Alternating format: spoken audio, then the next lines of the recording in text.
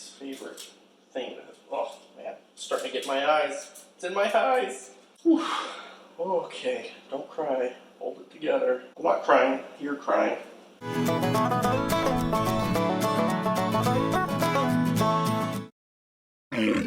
Hello everybody and welcome to Typically Hazardous. I am Steven. I have a really special episode today. We're introducing a new segment called Cowboy Cooking. So welcome to Cowboy Cooking. Cooking is a really important skill for any man to have, whether you're doing it at home like we're going to do a little bit today, or you're in the outdoors. You don't want to eat like you're a hobo when you're outdoors if you can avoid it. It's one of the things that turns it into like a fun experience instead of a miserable one. Today I'm going to teach you a recipe that was taught to me many years ago by a gal from Mexico. This is going to be a pretty traditional salsa verde. Step one, here's all the stuff that you actually need. Oh, good. Step two, ingredients. So here we are.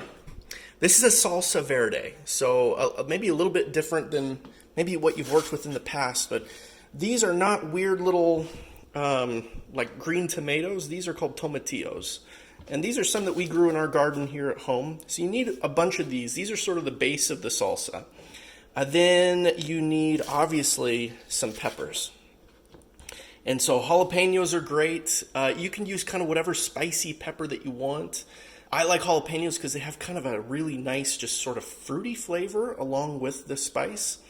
And you can adjust kind of how spicy or how mild you want your salsa based on, number one, how spicy the individual pepper is, and then number two, how many you actually put in. And so we'll kind of leave that up to you. You're also going to want an onion, some garlic, some cilantro if I can find it, and then just like some salt. And that's really all there is to it. Pretty simple.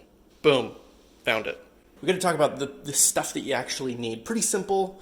Cutting board, tongs. This is how we're going to actually move around all the stuff that we're cooking. Then a knife just to do a little bit of chopping, not much. Then we're going to cook on cast iron. And I feel really strongly about this, actually. If you have the ability to cook on cast iron, if you have the right kind of burners, do it. It's so good. It imparts such a good flavor to your food. You can sear things really well. They're nice and versatile because you can take that guy and cook something on here, then throw it in the oven. You can cook over fires. So this is sort of one of my requirements for cowboy cooking. You got to do it on cast iron. All right, so the first thing we're going to do is we're going to take some of our tomatillos and just get this skin thing off of them. Pretty simple. You just have to pull that off of all the tomatillos that you want to use for this. You can kind of get a little sticky underneath this skin. That's normal. That's okay. Don't worry about that. And then once we get them kind of peeled, we'll give them a nice wash. I think that's about all we need. You know, the nice thing about this stuff too is if you can actually make this in bulk, can it and save it for later. It's great for that. You can eat all year long. Not much to do in peppers. Just pop off that stem. That's all you got to do because you don't want to eat that stem part. Maybe that many.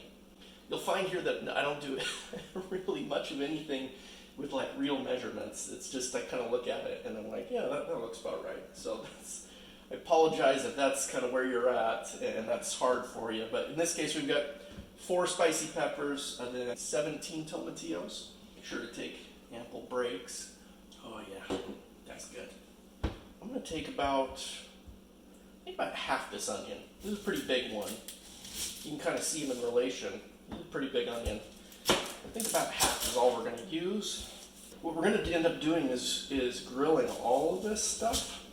Oh, my eyes. Oh my gosh, this one's potent. I like to give it a little extra surface area just so that it browns up really nice. Oh my gosh. Oh, my eyes.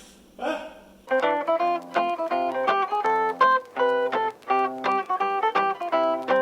That's really a powerful onion. And then the cilantro you don't really have to do much to. You'll see kind of how we handle that in a bit. But that's it. Right there. We're ready to kind of get cooking here. I think I'm going to do a couple more tomatillos actually. Boom. There you go. So let's start by heating these guys up. They don't have to be super hot. You're not searing anything. So I'm gonna put these up at like, so the way these go is like 0 to 10. I'm gonna put this one like a 5.5. And then we're just gonna put just a little oil. It doesn't have to be too much. It doesn't even really matter what kind. That's just like a vegetable oil. Nothing special there. And we'll let these kind of warm up for a minute. 2 hours later. This is where it gets fun. So what we're gonna do is start off with just tomatillos right on there. And all we're gonna do is let these guys just kind of cook and cook and cook. We're gonna let the skins on them blister up a little bit. We're gonna let it brown. Man, it adds such a great flavor once they start to brown up. These tomatillos, they're such an interesting thing because when you eat them raw like this, they kind of have a really sour flavor, but as you cook them, they just get this really nice tangy kind of flavor. And so it just adds a really nice zip to your salsa. The same thing here. And then just for good measure, we'll throw that garlic in there too. Just let it roast just a hair. Look at those. Love it. And they don't take that long actually. A few minutes on each side. You see they're already starting to kind of brown up on the side. That's exactly what you want them to look like. Just like that. And we'll just kind of flip them all around, let them cook like that, sort of on every side. Come on, buddy. You can do it. You can do it. There you go. You come over here, and it's kind of the same deal, just, onion rings. Kind of just want to let them roast and get nice and brown. See, just like that. That looks great. A little bit longer. I don't know, there's just something about food that gets all browned up on cast iron that just tastes better. I can't explain it.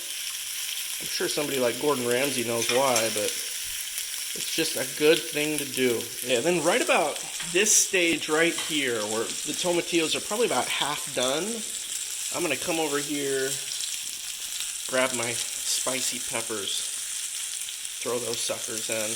We're going to let these peppers just roast up kind of the same way. Let them just get a little brown. Oh man, I wish you guys could be here to smell this. It smells so good. So one of the things that you kind of want to keep your eyes on is just when these things are done. So obviously we want the browning on it like this. That's really great. On onions, it's pretty easy to tell because they change colors when they're done. And so you can see like that guy right there, he's, well, maybe you can see it on camera, but they get kind of a little bit more transparent. They kind of go a little more yellowy than they do white. And so you can see about half of these are done and half of them still need just a little bit more work. But we're getting real close there. Now, the one you may be less familiar with is tomatillos. How do I tell if a tomatillo is done?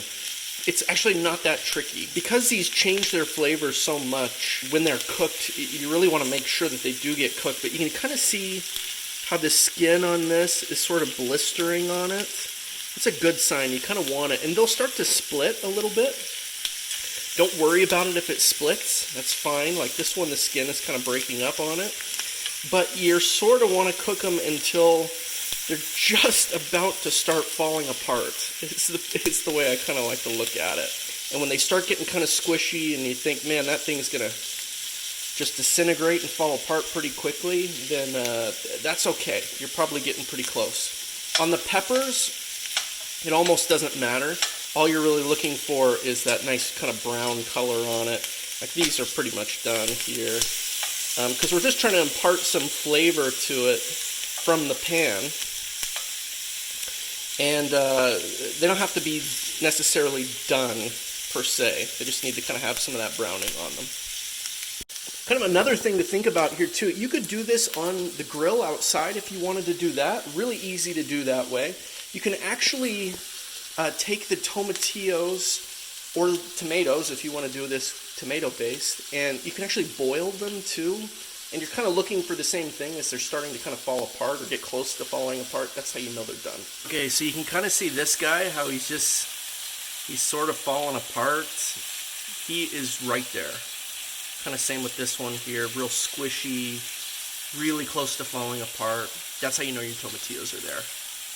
Next up is the blender. It's time to get this thing actually starting to look like a real salsa. The way I was taught to do this was with like a mortar and pestle where you squish it all up by hand, and that's great.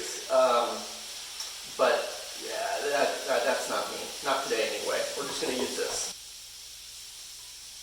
Remember, cast iron's hot. Be careful. You do not want to burn your hands on this stuff. You can't just grab it like a normal pan, so I'm going to use the lobster claw here. Ooh, man. Cool, that smells so good. See how they're just sort of falling apart? Love it. Just love it. We'll start off with 2 peppers. What I usually do is say put everything in and sort of save your peppers for last so that you can just sort of, a little messy.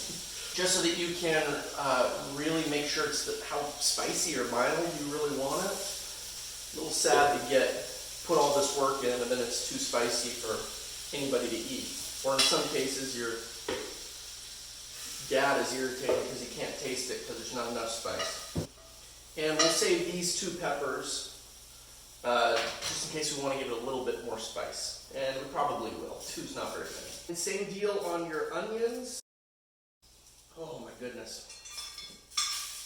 If you're not jealous right now, you should be. You should just go home and make your own, actually. Man. It's gonna be tasty, y'all. Real tasty. Put this guy back. Yeah, we'll let the last ones join. Never leave a man behind, I say. So I got my cilantro here. All I'm gonna do is just kind of cut off the end of the stemmy part, just to get the really leafy stuff. That's the stuff that you really want here. Go, a little cilantro, a little bit more. We'll throw a little salt in. So we're just gonna do a little, I promise. This is just a big package. All right, a little bit.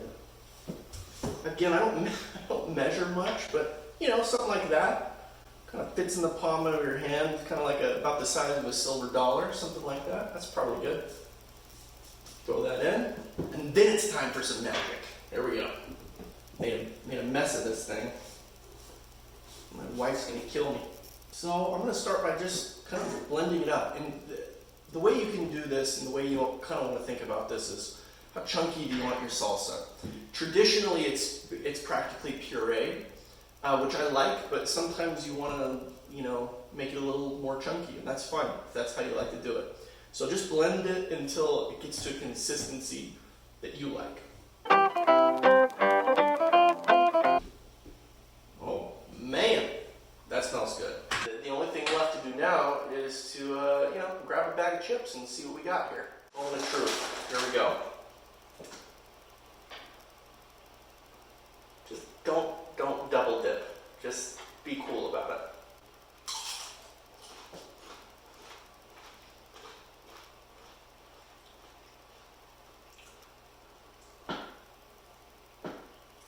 Wow.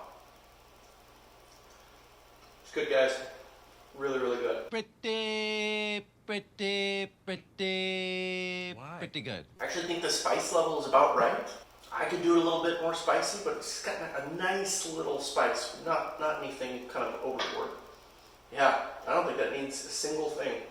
Perfect, just the way it is. But if yours, you taste it and you think, man, I'd really like a little more salt, or a little more peppers, or a little more onion or garlic or whatever, go for it, right? There's nothing wrong with that. Cleanse the palate. Like I said, just don't double dip it. It's like putting your whole mouth right in the dip. Wow. Sometimes my genius is it's frightening. Well, everybody, thank you so much for joining me today. I hope you enjoyed this. I hope this is something that you feel like you can go home and make now. It's so easy and it's so delicious. You can put it, obviously with chips. You can put it on your enchiladas or your tacos or whatever you want to do. It's super versatile and it's just awesome. It's so good. Thank you so much for joining me. Really, really appreciate it. If you enjoyed what you saw today, go ahead and hit the like button if you liked it.